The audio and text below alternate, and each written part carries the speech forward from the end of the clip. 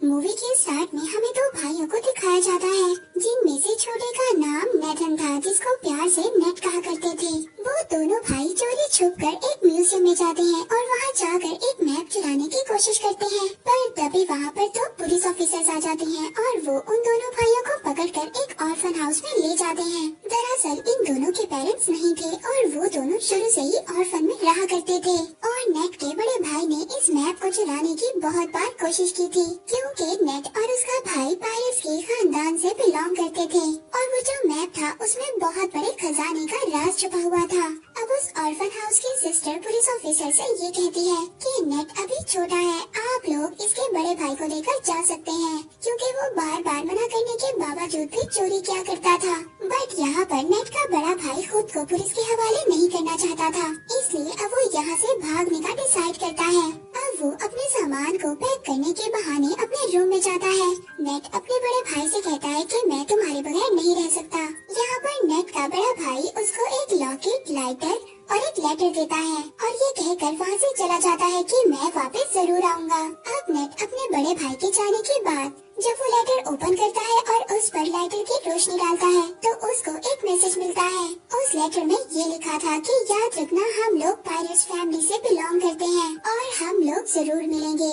इसके बाद scene shift होता है और हमें 15 साल बाद का सीन दिखाया जाता है। हम नेट को देखते हैं जो अब बड़ा हो गया था और वो एक बार में काम किया करता था और साथ ही छोटी मोटी चोरी भी किया करता था। जब एक दिन नेट अपने बार में काम कर रहा था तो उसके पास विक्टर नाम का एक आदमी आता है। वो उसे कहता है कि मैं तुम्हें और तुम्हारे भाई को जानता हूँ। वो बताता है कि कुछ टाइम पहले मिलकर हम काम किया करते थे, लेकिन नेट को इस बारे में जानने में कोई भी दिलचस्पी नहीं थी। वो विक्टर से वहाँ से जाने का कहता है, मगर विक्टर जाते जाते उसके लिए एक कार्ड छोड़कर जाता है। उस कार्ड में विक्टर का एड्रेस लिखा हुआ था। नेक्स्ट सीन में हम देखते हैं कि नेट विक्टर के घर पर चला जाता है। वो उसके घर में जाकर वही मैप देखता है जो कई साल पहले उसने और उसके भाई ने चुराने की कोशिश की थी।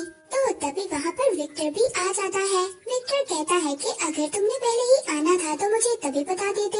यहाँ पर नेट विक्टर से कहता है कि ये तो वही मैप है जिसको ढूंढने के लिए कई लोगों ने बहुत ज्यादा मेहनत की और ये एक खजाने का नक्शा है और इस मैप के रास्ते पर जाकर बहुत ज्यादा लोगों ने अपनी जान दे दी और उन्हें कुछ भी हासिल नहीं हुआ और ये एक बकवास स्टोरी थी। विक्टर नेट से कहता है ये कोई बकवास स्टोरी नहीं है और मैं जानता हूँ तुम्हें और तुम्हारे भाई को इस मैप के बारे में काफी ज्यादा इन्फॉर्मेशन है। फिर इसके बाद विक्टर वहाँ पर नेट को एक बुक दिखाता है। उस बुक में वो एक शिप की तस्वीर दिखाता है। ये शिप कोई आम शिप नहीं है, बल्कि ये कोई बहुत ही पुरानी शिप है और इसकी कीमत 500 करोड़ है। और तो और उस शिप में बहुत ज्यादा खजाना भी छुपा हुआ है, जिसको 18 लोगों ने मिलकर वहाँ पर छुपाया था। और जब नेट को इस खजाने के बारे में इतनी ज्यादा इन्फॉर्मेशन थी तो विक्टर उसको कैसे जाने दे सकता था, और अब वो उसे अपने साथ काम करने की ऑफर करता है, लेकिन नेट उसकी ऑफर को रिजेक्ट कर देता है। तो विक्टर उससे कहता है कि अगर तुम मेरा साथ दोगे तो तुम्हें तुम्हारा बड़ा भाई भी मिल सकता है।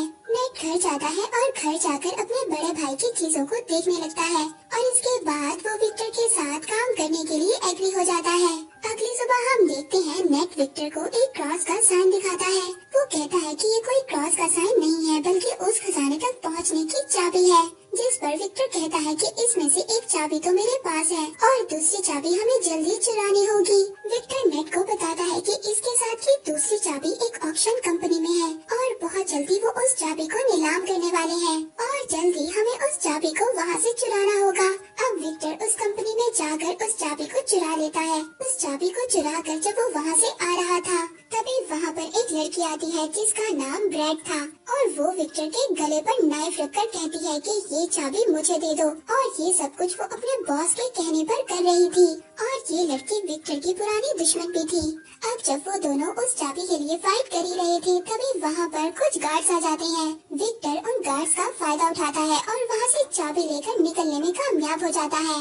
अब चाबी को लेते ही सार विक्टर नेट को लेकर बार्सिलोना जाता है। वहाँ पर उनको फ्रेजर नाम की एक लड़की मिलती है। फ्रेजर विक्टर को पहले से ही जानती थी, मगर वो नेट को नहीं जानती थी। फ्रेजर विक्टर से पूछती है कि ये कौन है, तो विक्टर फ्रेजर से कहता है कि ये तो मेरा पुराना दोस्त है। यहाँ पर नेट को पता चलता है वो दूसरी चाबी विक्टर के पास नहीं बल्कि फ्रेजर के पास है। तो नेट विक्टर से कहता है कि तुमने मुझसे झूठ क्यों बोला। फ्रेजर कहती है कि शायद तुम इसके बारे में सही तरह से नहीं जानते। अब जब वो दोनों आपस में बहस कर ही रहे होते हैं, तभी वहाँ से फ्रेजर वो चाबी लेकर वहाँ से भाग जाती है। नेट फ्रेजर के पीछे भाग रहा था और फ्रेजर आगे आगे थी। फ्रेजर अपनी कार में बैठकर वहाँ से निकलने की कोशिश करती है, मगर नेट उसकी गाड़ी के आगे आ जाता है। तो वहाँ पर विक्टर भी आ जाता है। वो फ्रेजर से कहता है कि अगर तुम्हें सारा खजाना चाहिए तो ले लो, मगर ये तुम नहीं जानती कि ये चाबी कहाँ और किस वक्त लगेगी, और इन सब के बारे में सिर्फ नेट को ही पता है। ये बात सुनने के बाद फ्रेजर उन दोनों के साथ काम करने के लिए तैयार हो जाती है। नेट उन लोगों को बताता है कि बहुत सालों पहले उन 18 लोगों ने उस खजाने को चर्च में छुपाया था। अब वो तीनों चर्च में पहुंच जाते हैं। वहां पर पहुंचने के बाद नेट अपने भाई के दिए हुए कार्ड्स को पढ़ने लगता है, जिससे उसे ये बात कंफर्म हो जाती है कि वो सही लोकेशन पर है। अब वो तीनों चोरी छुपकर चर्च के बेसमेंट में पहुंच जाते हैं। वहां पर उनको चाबी लगाने की जगह भी मिल जाती है। वो चाबी की जगह एक स्टैचू के नीचे थी। अब यहाँ पर इनको ये बात नहीं पता थी कि चाबी को किस साइड पर घुमाना है। विक्टर बुक में पढ़ता है और कहता है कि दोनों चाबियों को क्लॉकवाइज घुमाना है। ऐसा करते ही उस स्टैचू में से कुछ एरोस निकलने लगते हैं, मगर उन तीनों में से किसी को भी कोई नुकसान नहीं होता। इसके बाद दोबारा से रिस्क लेते हुए नेट और फ्रेजर चाबियों को एंटी क्लॉकवाइज घुमाते हैं, जिसके बाद स्टैचू के पीछे से रास्ता निकल आता है। वो रास्ता एक गुफा से होकर जा रहा था। फिर नेट यहाँ पर विक्टर से कहता है कि हमें इस रास्ते से गुजरकर एक रास्ते से नहीं बल्कि 2 अलग-अलग रास्तों से जाना होगा। वो कहता है कि मैं और फ्रेजर एक रास्ते से जाएंगी और तुम अलग रास्ते से जाना। इसके बाद नेट और विक्टर अपने फोन को जीपीएस के साथ कनेक्ट कर लेते हैं। अब नेट और फ्रेजर एक रास्ते से जाते हैं, जबकि विक्टर दूसरे रास्ते से जाता है। उस गुफा के रास्ते से जाते जाते नेट और फ्रेजर एक बार में पहुँच जाते हैं। वहाँ पर एक और सीक्रेट रास्ता था जिसके बारे में कोई भी नहीं जानता था। वो लोग उस रास्ते पर जाते इससे पहले वहाँ पर कुछ लोग उन पर अटैक कर देते हैं। नेट वहाँ पर उस आदमी को रोकने के लिए फाइट करता है और फ्रेजर उस रास्ते को ओपन करने की कोशिश करती है। उस दरवाजे के ओपन होते ही नेट और फ्रेजर उस रास्ते से भाग जाते हैं। अंदर जाने के बाद अब उन लोगों को तीसरा दरवाजा नजर आता है, जो उसी क्रॉस वाली चाबी से खुल सकता था। फ्रेजर उस दरवाजे को खोलने की जैसे ही कोशिश करती है तो वहाँ पर पानी भरना शुरू हो जाता है, क्योंकि उस दरवाजे को खोलने के लिए दूसरे दरवाजे पर चाबी लगाकर पहले उसे खोलना होगा, जिसको विक्टर ही खोल सकता था। विक्टर दूसरे साइड वाले दरवाजे को खोलने की कोशिश कर रहा था, पर तभी वहाँ पर वही लड़की आ जाती है जिसने पहले भी विक्टर पर अटैक किया था और उन दोनों में जबरदस्त फाइट होने लगती है। दूसरी तरफ नेट और फ्रेजर पानी में फंस गए थे और वहाँ पर बेहोश होने वाले थे। विक्टर उस लड़की को मारकर बेहोश कर देता है और जल्दी से उस दरवाजे में चाबी को लगा देता है। इसके बाद नेट और फ्रेजर बच जाते हैं और सेफली उस दरवाजे से बाहर आ जाते हैं। अब बारी थी फाइनल दरवाजे पर जाने की, लेकिन कोई भी ये नहीं जानता था कि उस दरवाजे को कैसे ओपन करना है। विक्टर बाहर खड़ा एक होल में से उन दोनों को देख रहा था, पर तभी वहाँ पर नेट अपना दिमाग इस्तेमाल करता है। वो फ्रेजर से कहता है कि जाओ और विक्टर से दूसरी चाबी लेकर आओ, लेकिन विक्टर उन दोनों पर ट्रस्ट नहीं करता और दूसरी चाबी देने से इनकार कर देता है। लेकिन थोड़ी ही देर बाद विक्टर उस चाबी को दे देता है, क्योंकि उसके पास कोई और ऑप्शन नहीं था। नेट देखता है कि उस दरवाजे पर एक सिंबल बना हुआ था। नेट जब उन दोनों कीज को मर्ज करता है तो वही सिंबल बन जाता है जो उस दरवाजे पर बना हुआ था, जिसकी वजह से वो लोग अब उस दरवाजे को भी खोल लेते हैं। जब वो उस दरवाजे के अंदर एंटर होते हैं तो एंटर होते ही उन्हें 3 बड़े बड़े पॉट दिखाई देते हैं। दूसरी तरफ विक्टर नेट से बार बार पूछ रहा था कि खजाना मिला या नहीं। नेट फ्रेजर को ऊपर करता है ये देखने के लिए कि उन पॉट्स में क्या है। फ्रेजर जब देखती है तो उन पॉट्स में तो बहुत सारा नमक था। इसका मतलब ये था कि यहाँ पर कोई भी खजाना नहीं था। तभी वो तीनों पॉट्स अचानक से टूट जाते हैं। वो देखते हैं कि उनमें से एक मैप निकलता है और यही मैप ही उस खजाने तक जाने का रियल मैप था। अब जब नेट मैप को देख रहा था तभी फ्रेजर उस पर गन पॉइंट कर देती है। वो कहती है कि तुम्हें क्या लगता है विक्टर ने तुम्हें सब कुछ सच बताया है? वो गन को नेट के सर पर मारती है और उसको मारकर बेहोश कर देती है। उस मैप को लेकर वहाँ से चली जाती है और जाते जाते उन कीज को भी ले जाती है। इसके बाद विक्टर नेट के पास आता है। वो देखता है कि नेट बेहोश है। जब नेट को होश आता है तो उन दोनों को पता चलता है कि फ्रेजर उनको धोखा देकर भाग चुकी है। नेट को जब होश आता है तो वो विक्टर से पूछता है कि मेरा भाई कहाँ पर है और तुमने मुझसे क्या छुपाया है। अब विक्टर उसको बताता है कि मैं और तुम्हारा भाई बहुत साल पहले खजाना ढूंढने के लिए निकले थे, जिसके लिए हमें एक बुक को चुराना था, मगर हमने उस बुक को तो चुरा लिया। इसके बाद जब हम वापस आने लगे तो मोरकाडा के लोगों ने हम पर फायर कर दिया। उस फायरिंग में तुम्हारे भाई को एक बुलेट लगी, जिसकी वजह से उसकी डेथ हो गई। ये सुनकर नेट बहुत ज्यादा इमोशनल हो जाता है। वो रोने लगता है। वो विक्टर से कहता है कि तुमने मेरे भाई को मरने के लिए छोड़ दिया था और अब तुम दोबारा से उस खजाने तक पहुंचने के लिए मेरा इस्तेमाल कर रहे हो। तो विक्टर कहता है कि ठीक है, मैंने झूठ बोला, मगर तुम्हारा भाई भी यही चाहता था कि उसके मरने के बाद तुम उसके ड्रीम को पूरा करो। नेट विक्टर से कहता है कि ठीक है, मैं उस खजाने तक अपने भाई के लिए जरूर जाऊंगा। इसके बाद हम दोनों के रास्ते अलग अलग होंगे। इसके बाद हम फ्रेजर को ब्रेड और उसके बॉस के साथ देखते हैं, यानी कि फ्रेजर इन दोनों के लिए काम कर रही थी। अब जो ब्रेड का बॉस था वो ब्रेड से कहता है कि आज के बाद तुम फ्रेजर के अंडर काम करोगी। और इसके बाद ब्रेड का बॉस अपनी पूरी टीम को लेकर खजाने की तलाश में प्लेन में बैठकर निकल जाते हैं और वो अपने साथ जरूरत के सामान को भी ले लेते हैं। प्लेन में बैठा ब्रेड का बॉस सबसे यही कह रहा था कि वो खजाना मेरा था और वो कई साल पहले मेरे खानदान से गुम हो गया था। लेकिन तभी ब्रेड अचानक से आकर पीछे से अपने बॉस का गला काट देती है। बॉस को मारने के बाद फ्रेजर अब ये समझ जाती है कि ये उसको भी मार देगी, इसलिए वो अपनी जान बचाने के लिए प्लेन्स में जो कार थी उसमें छुप जाती है। इस पर ब्रेड अपने आदमियों से कहती है कि फ्रेजर तुम्हें जैसे ही नजर आए तुम उसको फौरन से फायर कर देना। अब वो लोग फ्रेजर को वहाँ पर ढूंढ ही रहे थे, तभी हम नेट और विक्टर को देखते हैं जो एक कार की डिक्की में छुपकर उस प्लेन में आ गए थे। अब जब वो सभी लोग फ्रेजर को ढूंढ रहे थे, इस बात का फायदा उठाकर नेट और विक्टर उस मैप को चुरा लेते हैं। इसके बाद ब्रेड और फ्रेजर में भी फायरिंग स्टार्ट हो जाती है। वो एक दूसरे पर फायर कर रही होती हैं। विक्टर नेट से कहता है कि हमें मैप मिल चुका है, इसलिए हमें जल्दी से पैराशूट लेकर यहाँ से जाना होगा। यहाँ पर विक्टर पैराशूट लेकर जंप मार देता है, मगर नेट वहीं पर रुक जाता है और ब्रेड से कहता है कि तुमने मेरे भाई को मारा था। वो वहाँ के सभी कार्गो को पैराशूट से अटैच कर खोल देता है, जिससे कि प्लेन का सारा सामान बाहर गिरने लगता है। वहाँ पर ब्रेड के लोग नेट और विक्टर पर फायर करने लगते हैं। तभी वहाँ पर नेट का पाँव कार्गो में लगी बेल्ट में फंस जाता है और वो उस सामान के साथ ही बाहर हवा में उड़ने लगता है।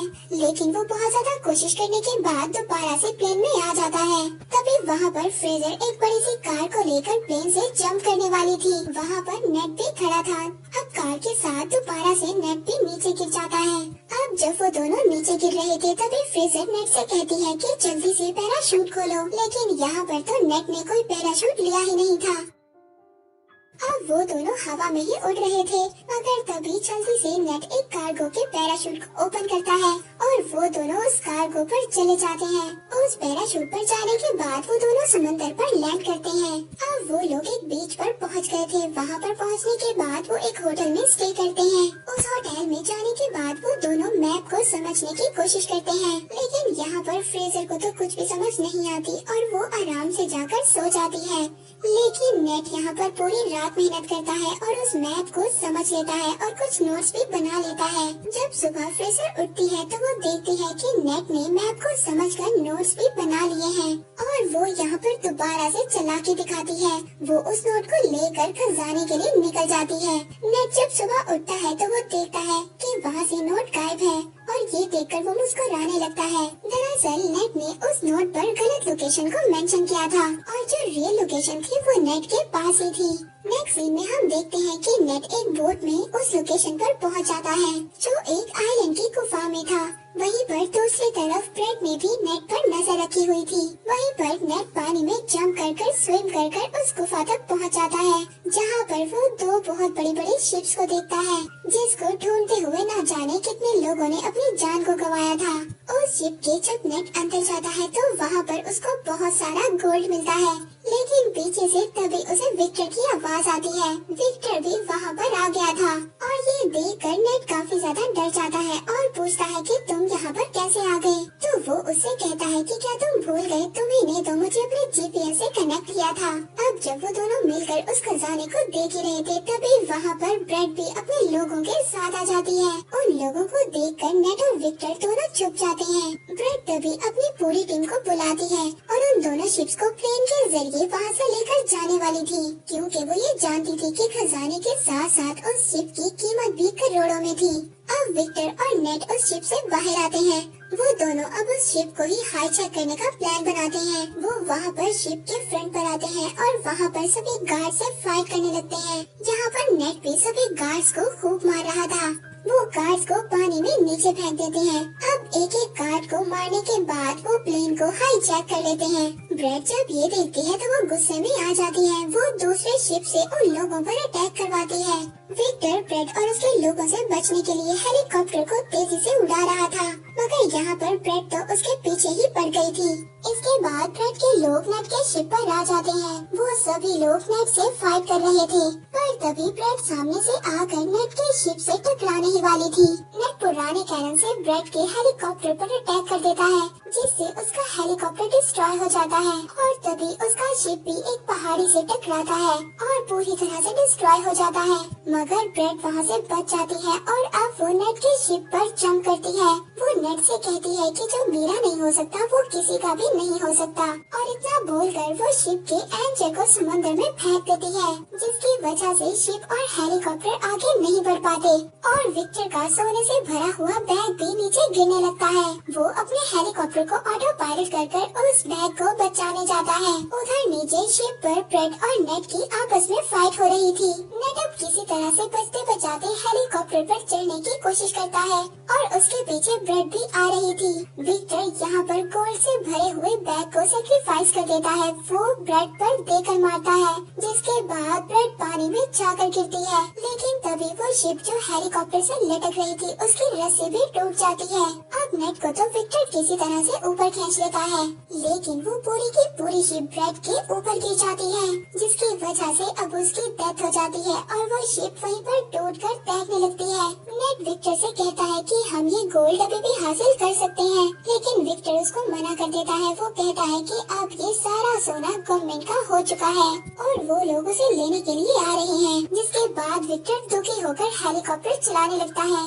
तो नेट उससे कहता है कि दुखी मत हो, और फिर वो एक एक कर गोल्ड को अपनी पॉकेट से निकालने लगता है और वो दोनों खुशी खुशी जाने लगते हैं। मूवी के लास्ट में हम देखते हैं कि एक मोटर बोट नेट और विक्टर का पीछा कर रही है, जो कि कोई और नहीं बल्कि फ्रेजर ही थी, जिसको नेट ने बेवकूफ बना दिया था। हम देखते हैं कि नेट का भाई अभी भी जिंदा था, जो कि एक जेल में बंद था, और इसी के साथ ये मूवी यहीं पर एंड हो जाती है।